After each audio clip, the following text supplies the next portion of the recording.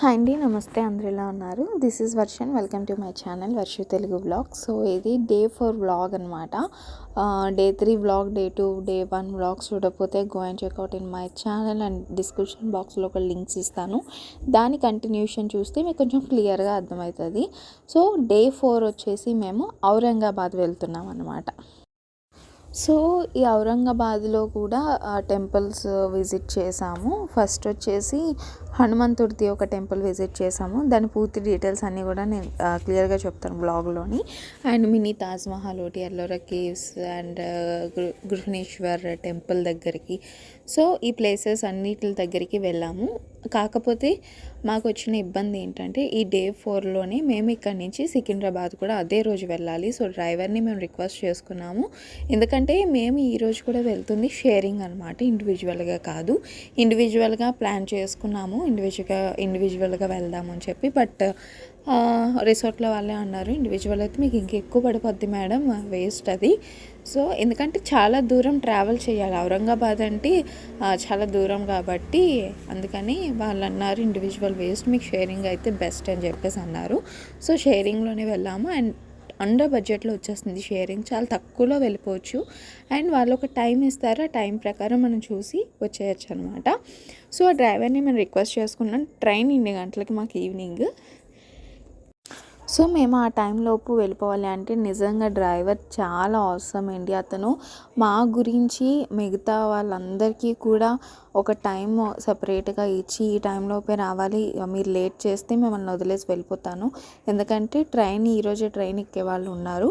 So కాబట్టి మీరు కంపల్సరీగా పలానా టైం కల్లా వచ్చేయాలని చాలా స్ట్రిక్ట్గా చెప్పాడు అతను. నిజంగా డ్రైవర్ అంకుల్ చాలా చాలా బాగా ఒక టైం సేవింగ్ చేస్తూ చూపించారనమాట ప్లేసెస్. సో ఫస్ట్ ఏంటంటే గృహణేశ్వర్ టెంపుల్కి వెళ్ళాలి. అతను ఏమన్నారంటే అక్కడే టైం అయిపోతుంది, ఎందుకంటే ఇది మార్నింగ్ టైం మధ్యాహ్నం టైం కాబట్టి ఎక్కువ మంది ఉంటారు జనాలు అని చెప్పేసి. సో ఔరంగాబాద్లో కూడా ఇది ఒక ఫేమస్ టెంపుల్ అనమాట. ఇదే భద్రమారుతి అనే ఒక టెంపుల్ అనమాట. సో దీని కథ మనం చెప్పుకున్నట్లుగా అయితే ఇది ఏంటంటే భద్రమారుతిగా పిలువబడే ఇక్కడ హనుమంతుడిని స్వయంభూగా చెప్తూ ఉంటారు. ఈ టెంపుల్ గురించి చెప్పాలంటే నాకు కొన్ని తెలిసిన విశేషాల గురించి అయితే నేను షేర్ చేసుకుంటాను. అంటే అదే పర్ఫెక్ట్ అని కాదు, బట్ నాకు తెలిసినంత వరకు నేను కొన్ని విషయాలు అయితే నేను మీతో షేర్ చేసుకోవాలనుకుంటున్నాను. ఇండియాలో మొత్తం ఉన్న టెంపుల్స్ మీరు చూసుకున్నట్లుగా అయితే హనుమంతుడు ప్రతి ఒక్క టెంపుల్లోనే కూడా హనుమంతుడు నించొని కానీ కూర్చొని కానీ ఉంటారు. కానీ ఈ టెంపుల్లో హనుమంతుడు పడుకొని ఉంటారనమాట. అదే ఈ టెంపుల్ యొక్క ప్రత్యేకత అండ్ పవర్ఫుల్ టెంపుల్ కూడా. ఇక్కడ క్లిప్ చూస్తున్నట్లుగా అయితే మీరు హనుమంతుడు పడుకొని ఉన్నారు. ఇలా ఎందుకు పడుకున్నారు అనేది నేను తెలుసుకున్నాను. అది ఏంటి అక్కడ వాళ్ళని అడిగితే వాళ్ళు చెప్పిన కొన్ని పాయింట్స్ నేను మీతో షేర్ చేసుకుంటాను. సంజీవిని పర్వతం తీసుకొచ్చినప్పుడు హనుమంతుడు విశ్రాంతి తీసుకుందాము, ఎందుకంటే సంజీవిని పర్వతం తీసుకొస్తున్నప్పుడు ఆయన అలసిపోయి కాసేపు విశ్రాంతి తీసుకుందామని చెప్పి ఈ భద్రమారుతి టెంపుల్ అయితే ఏదైతే ఉందో ఆ యొక్క ప్రదేశంలోనే హనుమంతుడు విశ్రాంతి తీసుకున్నాడట. అందుకని ఈ టెంపుల్లో హనుమంతుడు పడుకొని ఉంటారు. దీని స్టోరీ అయితే నాకు తెలిసినంత వరకు ఇదే. సో దాని తర్వాత ఆ భద్రమారుతి టెంపుల్ తర్వాత మేమైతే ఈ ఎల్లోరా కేవ్స్కి వచ్చాము. ఎల్లోరా కేవ్స్ గురించి చెప్పాలంటే చాలా పెద్ద స్టోరీ ఉంది, కొంత దశాబ్దం అనమాట స్టోరీ. సో ఇదంతా కూడా నేను తెలుసుకున్నవైతే కొన్ని విషయాలు కూడా షేర్ చేస్తాను ఇందులో. సో ఇక్కడైతే మేము ఎంట్రీ అయ్యాము. ఎంట్రీ అయిన తర్వాత ఆ రోజే కొంచెం ఎండ కూడా బాగా ఎక్కువ ఉంది, అందుకని చెప్పి మనం ఎలా అయినా ఉంటాం కానీ చిన్నపిల్లలతో కుదరదు కదా. సో స్పెట్స్ ఇవన్నీ ఉన్నాయి కానీ బ్యాగ్లో ఉన్నాయి, అవన్నీ కూడా బస్సులో ఉన్నాయి. మళ్ళీ తిరిగి వెనక్కి ఎందుకు వెళ్ళామని చెప్పి ఇంకెక్కడి హ్యాట్ అది కొనేసాం అనమాట. చాలా బాగున్నాయి హ్యాట్స్, దానికి చాలా ఉన్నాయి, బట్ ఇంకోటి కూడా కొనేసాము. సో ఈ ఎల్లోరా కేవ్స్ గురించి చెప్పాలంటే వాళ్ళ మెయింటెనెన్స్ అది కూడా చాలా చాలా బాగుండే. అయితే కేవ్స్ కాబట్టి మనం ఒక గుహల్లోకి వెళ్తున్నాం కాబట్టి ఆబ్వియస్లీ ఇప్పుడు మన సైడ్, ఇప్పుడు వైజాగ్ సైడ్ చెప్పుకుంటే అరకు ఇవన్నీ ఉంటాయి. కేవ్స్ అనేవి ఏంటంటే కొంచెం చీకటిగా ఉంటుంది బాగా. సో వాటి గురించి నేను తర్వాత డిస్కషన్ చేస్తాను. సో మనం ఆ కేవ్స్ని చూడడానికి వెళ్ళడానికి పైకి వెళ్ళాలన్నమాట, ఎందుకంటే ఈ యొక్క కేవ్స్ ఏవైతే ఉన్నాయో దీని గొప్పతనం నేను చెప్తాను.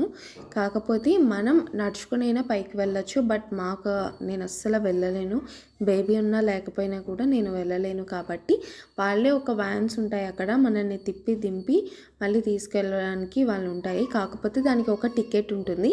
దీని ప్రైస్ వచ్చేసి ఈచ్ పర్సన్కి 30 రూపీస్ అనమాట. సో అది కూడా రీజనబుల్ అనిపించింది మాకు. కొంచెం బడ్జెట్లోని 30 రూపీస్ ఈచ్ పర్సన్ వెళ్ళి హ్యాపీగా మనం నడవక్కర్లేదు. అండ్ లుక్ దట్ ప్లేసెస్, ఆ నేచర్ చాలా చాలా బాగుంది. అండ్ అది కనిపిస్తుంది కదా, అదే కేవ్స్ అనమాట. సో ఫస్ట్ ఈ కేవ్స్ గురించి చెప్పాలంటే ఇందులో మనకి మొత్తం 34 కేవ్స్ ఉంటాయి, 34 గుహలు ఉంటాయి. సో వాళ్ళు ఇక్కడ దింపేస్తారు. దింపేసి మనం మొత్తం ఎన్ని కేవ్స్ ఉంటాయో అన్ని కేవ్స్ చూసుకోవాలన్నమాట. చూసుకొని దెన్ మనం వెళ్ళి విజిట్ చేసుకోవాలి. ఇక్కడ ఏంటంటే అది అయిపోయిన తర్వాత ఇంకా దానిపైన ఇంకో కేవ్స్ ఉంటాయి. సో ఆ కేవ్స్ అన్నీ కూడా వాళ్ళు తీసుకెళ్తారు. ఒకటేమో పైకి తీసుకెళ్తారు, ఇంకోటి కిందకి, అట్లా అనమాట. ఎలాగినా మనం చెప్పే రూట్లోనే వాళ్ళు తీసుకువెళ్తారు. ఇది అయిపోయిన తర్వాత ఇంకో కేవ్స్కి తీసుకొని వెళ్తారు.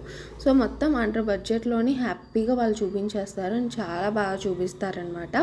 చూపించడం అంటే మనల్ని అక్కడ దింపేస్తారు, మనం వెళ్ళి విజిట్ చేసుకోవాలి. సో ఇప్పుడు ఎల్లోరా కేవ్స్ గొప్పతనాన్ని నేను మీతో షేర్ చేసుకుంటాను, నాకు తెలిసిన కొన్ని విషయాలు. ఈ ఎల్లోరా కేవ్స్ ఏంటంటే ఔరంగాబాద్ నుంచి చెప్పుకోవాలంటే ఔరంగాబాద్ నుండి ఎల్లోరా కేవ్స్కి 32 కిలోమీటర్ల దూరంలో ఉంది. ఇది ఏ నాటి నుంచి అంటే క్రీస్తు శకం 5 నుంచి 10 శతాబ్దాల మధ్య నిర్మించిన ఈ కేవ్స్ హిందూ, బౌద్ధ, జైన మతాల ఆనవాళ్ళు కూడా ఉంటున్నాయి. విభిన్న మతాల వారు వైభవంగా ఇక్కడికి వచ్చి దర్శించుకోవచ్చు. గుట్టల్లోని కైలాస దేవాలయం ఆనాటి కళాకారుల గొప్పదనాన్ని ఎంతో తెలియజేస్తుంది. నిజంగా ఏంటి, వాళ్ళ గొప్పతనాన్ని కేవ్స్ ఎంత బాగా చూపిస్తుంది అంటే, ఎందుకంటే వాళ్ళు ఒక కొండని తొలచి ఆ కళాకారులు ఎవరైతే ఆ రాతిని చెక్కి ఈ విధంగా మనకి అందంగా చూపించారు, నిజంగా వాళ్ళు చాలా గ్రేట్. ఇప్పుడున్న వాళ్ళు కాదండి, ఆనాటి వాళ్ళే కళాకారులు ఈ గొప్పగా మనకి చూపించాలి అని చెప్పి ఒక కొండను ఈ విధంగా చెక్కి, చూడండి నేను ఇక్కడ చూపిస్తున్నాను వాళ్ళ డిజైన్స్ కానీ ఫ్లవర్స్ చాలా చాలా చాలా బాగుంటుంది అనమాట. నిజంగా చాలా హ్యాపీ అనిపించింది అవన్నీ చూసేటప్పటికి. ఎందుకంటే ఇది పూర్వం నాటిది కాబట్టి ఖచ్చితంగా మనం తెలుసుకోవాల్సిన పాయింట్స్ అనమాట ఇవి. అండ్ మేము వచ్చింది బుద్ధుడు ఉన్న కేవ్స్కి దగ్గరికి వచ్చాము. పర్సనల్లీ బుద్ధుడు అంటే ఒక పీస్ ఆఫ్ మైండ్ కదా. సో ఫస్ట్ అక్కడికే వెళ్ళామన్నమాట మేము. అప్పుడు ఉన్నవాళ్ళు ఆ బుద్ధుడు గురించి చాలా చాలా ఆ రాతితోని చెక్కి మనకి ఈ విధంగా గొప్పగా చూపించారనమాట. నిజంగా చాలా చాలా చాలా బాగుంది. ఎందుకంటే వాటి అందాలను చూసామంటే మనం అలా ఉండిపోతాం అనమాట. ఇది ఒక టెంపుల్, కేవ్సే కానీ ఆ కేవ్స్లో బౌద్ధుడికి సంబంధించిన టెంపుల్, మన హిందువులకి సంబంధించిన టెంపుల్స్ అన్నీ కూడా ఉంటాయి. నేను అవి కూడా చూపిస్తాను. హిందూ దానికి ఒక దానికైతే వెళ్ళాము, అది కూడా నేను చూపిస్తాను. ఇందులో ఉన్న వీటిలో కూడా ఒక విశిష్టత ఉంది. అది ఏంటంటే మొదట పై అంతస్తు ఉంది కదా, అందులోని శిల్పాలను చెక్కి ఆ తర్వాత కింది అంతస్తు అక్కడి శిల్పాలను చెక్కారంట. ఎంత ఎంత ఆలోచించారు వాళ్ళు ఆ టైంలోని, చాలా చాలా చాలా గ్రేట్. అండ్ మనకి ప్రతి కేవ్స్ దగ్గర కూడా ఈ ఎవరికి సంబంధించిన కేవ్స్ గురించి వాళ్ళ స్టోరీ ఉంటుంది. కంపల్సరీగా మనం అది చదువుకోవాలి, తెలుసుకోవాల్సిన పాయింట్స్ అనమాట. ఇక్కడ మొత్తం కూడా 34 కేవ్స్ ఉంటాయి. నేను ఆల్రెడీ చెప్పినట్టు 34 గుహలు ఉంటాయి. ఫస్ట్ బౌద్ధులకు సంబంధించిన 12 కేవ్స్ ఉంటాయి. వీటిని 5 నుంచి 8 శతాబ్దాల మధ్య కాలంలో చెక్కారు. 6 నుంచి 9 శతాబ్ద కాలంలో చెక్కినవి హిందూ కేవ్స్. ఇవి 8 నుంచి 10 శతాబ్దాల మధ్యకాలంలో చెక్కినవంట. వీటిని యునెస్కో వాళ్ళు ప్రపంచ వారసత్వ సంపద హోదా పొందిన కేంద్రాలుగా గుర్తించారు. సో ఈ కేవ్స్ చాలా గొప్పదండి. అంటే కేవ్స్ అనగానే మనకి ఏంటి, చిమ్మ చీకటిగా ఉంటుంది ఆబ్వియస్లీ. ఇప్పుడు నేను చూపించిన ముందు క్లిప్స్ అన్నీ కూడా చాలా చీకట్లో తీసినవి. అలా ఒక్కొక్కరు ఫ్లాష్ చేయడం వల్ల మీకు అవైనా కనిపించడం లేదంటే అస్సలు కనిపించారనమాట. ఎందుకంటే చాలా దగ్గర నుంచి చూస్తేనే మనకి అది క్లియర్గా కనిపిస్తుంది. ఇప్పుడు అరకులో కూడా అంతే, కాకపోతే మన అరకులో లైట్స్ అవన్నీ పెట్టి ఇంకొంచెం డెవలప్మెంట్ చేశారు. అయితే ఇక్కడ జస్ట్ నార్మల్గా ఉంది, బట్ వీళ్ళ గొప్పతనాన్ని ఈ కేవ్స్ రూపంలో మనం చూడొచ్చు. మేము ఆ కేవ్స్ని చూసేసి కొన్ని తెలుసుకోవాల్సిన పాయింట్స్ అండ్ మాకు తెలియలేనివి మిగతా వాళ్ళ పక్కన ఉన్న వాళ్ళని అడుగుతాం కదా, సో వాళ్ళని అడిగి అలా నేను తెలుసుకున్న కొన్ని పాయింట్స్ అయితే నోట్ చేసుకుని నేను మీతో షేర్ చేస్తున్నాను. సో దీని గురించి ఇంకా క్లియర్గా తెలుసుకోవాలంటే మీరు గూగుల్లో అయినా చూసుకోవచ్చు. అండ్ ఇక్కడ వేరే కేవ్స్ అనమాట, వేరే వాళ్ళది కేవ్స్, ఇప్పుడు హిందువులది ఉన్నాను అలా కేవ్స్ అనమాట. సో చాలా కేవ్స్ అనేవి చాలా బాగున్నాయి. అయితే మన టైం మేనేజ్మెంట్ కూడా ఉండాలి. మేము షేరింగ్లో వచ్చాము, బట్ అందులోని మేము అదే రోజు ట్రావెల్ అవ్వబోతున్నాం కాబట్టి మాకు ట్రైన్ టైంకి ముందుగానే వెళ్ళిపోవడానికి మేము చూసుకోవాలి. ప్లేసెస్కి అయితే వచ్చాము, విజిట్ చేసాము, కొన్ని పాయింట్స్ తెలుసుకున్నాము. So that I'm really happy that. But ఎవరైతే వీలున్న వాళ్ళు ఉంటారో బట్ మొత్తం అన్ని కేవ్స్ చూసి వెళ్ళండి. తర్వాత మేము వచ్చింది కృష్ణేశ్వర్ టెంపుల్. ఈ టెంపుల్ గురించి కూడా నేను కొన్ని పాయింట్స్ అయితే చెప్తాను నాకు తెలిసినవి. ఈ కృష్ణేశ్వర్ టెంపుల్ ఎల్లోరా కేవ్స్ నుంచి ఒకే 1 కిలోమీటర్ దూరంలో ఉంటుంది. వచ్చిన వెంటనే మనం ఆ ఫోన్స్ కానీ అన్నీ కూడా పక్కన షాప్స్లో కౌంటర్స్లో ఇచ్చేసుకోవాలి. ఫోన్స్ నాట్ అలౌడ్ అనమాట. వాళ్ళు లోపల చాలా స్ట్రిక్ట్గా చెక్ చేస్తారు అందరికీ కూడా. So phones not allowed. So అందుకే ఏం తీయలేకపోయాను అక్కడి వరకు. మేమైతే స్టార్టింగ్ కౌంటర్లోనే ఇచ్చేసాం కాబట్టి ఇంక లోపల తీయడానికి కూడా అవ్వలేదు నాకు. ఈ కృష్ణేశ్వర్ టెంపుల్ ఏంటంటే ఆలయం భూమిపై చివరి లేదా 12వ జ్యోతిర్లింగాలుగా భావిస్తారు, నమ్ముతున్నారు కూడా. సో ఈ టెంపుల్ గురించి చెప్పాలి అనుకుంటే మగవాళ్ళు ఎవరైతే దర్శనం చేసుకోవాలి అనుకుంటారో వాళ్ళు ఇలా టీషర్ట్ కానీ షర్ట్ అది వేసుకుంటారు కదా, అది ఉండకూడదు. ఉత్తి ఒళ్ళుతో ఆ లింగాన్ని ముట్టుకొని దేవుణ్ణి దర్శించుకోవాలంట.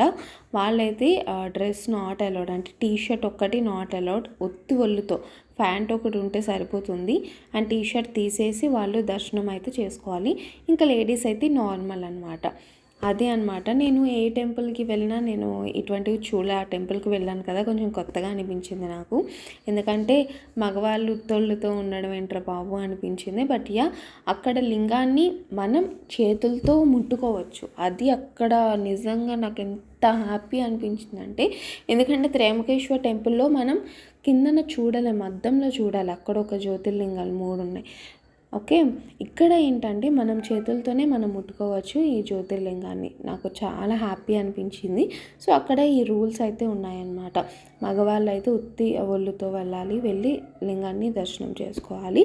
మనమైతే నార్మల్గా వెళ్ళి చేసేసుకోవచ్చు. లింగాన్ని మనం ముట్టుకోవచ్చు, పూజ చేసుకోవచ్చు. చక్కగా అంతా కూడా దర్శనం అయిపోతుంది. Krishneshwar temple is also very powerful temple. So ఇంకా ఇది అయిపోయిన తర్వాత ఇంకా లాస్ట్లో మిగిలింది ఫేమస్ ప్లేస్ మినీ తాజ్మహల్. దీని గురించి ఇంక చెప్పనక్కర్లేదు. తాజ్మహల్ అంటే ఎవరికైనా పిచ్చే కదా. సో ఆగ్రాలో ఒక తాజ్మహల్ ఉంది.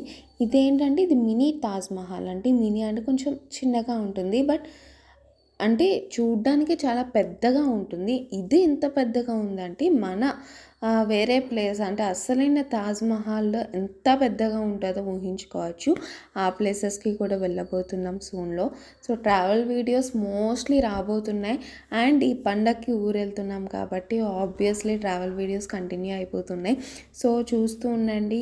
Please subscribe my channel. And ఈ తాజ్మహల్ దగ్గర ఫోటో తీసుకుందాము అని చెప్పి అనుకుంటే ఆ టైంలోని నా ఫోన్ స్విచ్ ఆఫ్, ఆయన ఫోన్ స్విచ్ ఆఫ్. చాలా ఇబ్బంది పడిపోయాం అనమాట. అమ్మ ఫోన్ ఉంది కానీ అంత క్లారిటీ ఉండదు. సో అక్కడ ఎవరైనా ఫోటోగ్రాఫర్స్ ఎవరైనా ఉంటారేమో అనుకున్నా. అంత అందమైన ప్లేస్లో ఫోటోగ్రాఫర్స్ లేకుండా పోయారు. ఇంకా ఆ ప్లేసెస్ అంతా విజిట్ చేసిన తర్వాత ఇంకా అక్కడి నుంచి చెక్అవుట్ అయిపోయి డ్రైవర్ అంకుల్కి హ్యాపీలీ సెండ్ ఆఫ్ చెప్పేసి ఆయనకి ఎంతో కొంత టిప్ ఇచ్చేసాము. ఎందుకంటే అతను పర్ఫెక్ట్ టైమింగ్స్లోని అన్నీ క్లియర్గా దర్శనం అయ్యేలాగా, ప్లేసెస్ అన్నీ నీట్గా చూసేలాగా ఆయన మాకు చూపించారనమాట. సో ఐ హోప్ మీకు ఈ వీడియో నచ్చింది అనుకుంటున్నా. ప్లీజ్ వీడియో నచ్చితే కనుక please do like, share and subscribe to my channel. Thank you so much for watching this video. Thank you really అండి. అండ్ దీనికన్నా ముందు వీడియోస్ చూడకపోతే go and checkout, links description బాక్స్లో ఇస్తాను. అండ్ దీని తర్వాత వీడియోస్ ఇంకా రాబోతున్నాయి. Please do subscribe my channel. Thank you so much.